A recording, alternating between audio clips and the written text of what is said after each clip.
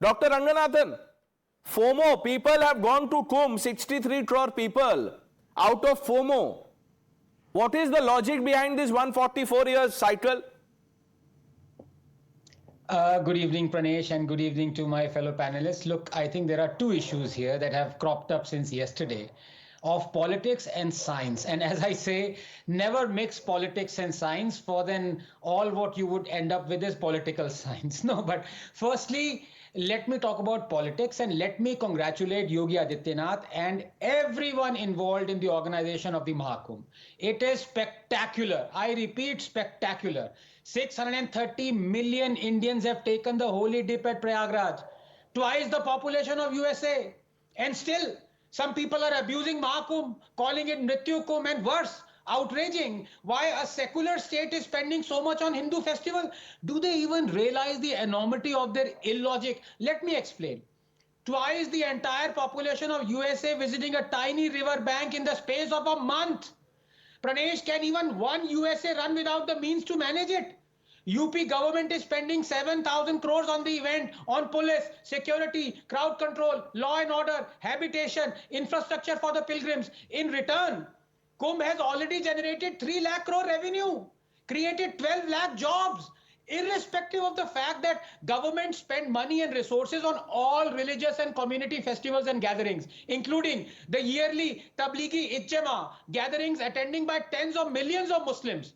The money spent by the state on Kumbh is a pittance compared to the money, billions it leeches off through the control of 110,000 Hindu temples. Return that money before you outrage on the government spending money on providing security and infra for Hindu festival. You can have the state and the government give Hajj subsidy for decades, use taxpayers' money to host grand iftar parties, plunder state coffers to pay monthly salaries to thousands of Maulvis, ask the government-run UGC to completely fund minority institutions that keep 50% seat reserved for Christians and minorities, step in to overturn a Supreme Court judgment just to appease the Muslims, leech thousands of crores preferentially from Hindu temples, sell off and control thousands of acres of Hindu temple land, spend hundreds of crores of taxpayers' money for the Kartarpur corridor, run madrasas, and still be secular.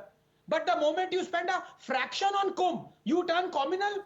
Now to the second issue, it's equally important. Look, Pranesh, faith can move mountains, but not facts. And facts do not care for either emotion or devotion. Are the facts important? That depends only on your outlook. The truth is, as I said, more than 500 million Indians have taken bath in a kilometer of river front in Prayagraj this month. Can you imagine what that means? Science is vital for the welfare and well-being of these Indians. As scientists, one has a responsibility to care for these lives. Otherwise, why do science? Now let me explain very briefly. Give you the facts. The acceptable level of coliform fecal bacteria is 2,500 mpn or CFU, call them units per 100 ml of river water. The Central Pollution Board, which is a central government-run enterprise, found on multiple occasions and locations the level to be 10 times that. 25,000 units. On 13 January, fecal coliform concentrations at Shringverpur Ghat were 23,000 units. At Dida Ghat, they were 33,000 units. A week later, on 20th January, the total coliform count at sacred Sangam area surged to 700,000 units per 100 ml. Is that worrying? Yes, it is. This means that the water isn't even fit for bathing, leave aside drinking, for which the fecal coliform level should be 0.01 units per 100 ml. To give you perspective, few months ago, the fecal coliform levels in River Thames in London reached 2,500 units and all hell broke loose. The matter was discussed in the UK Parliament for more than a week. Many events on the riverfront were cancelled and we Delhiites were amused. You know why? Just 30 seconds. Do you know the coliform levels in River Yamuna as it exits Delhi, Pranesh?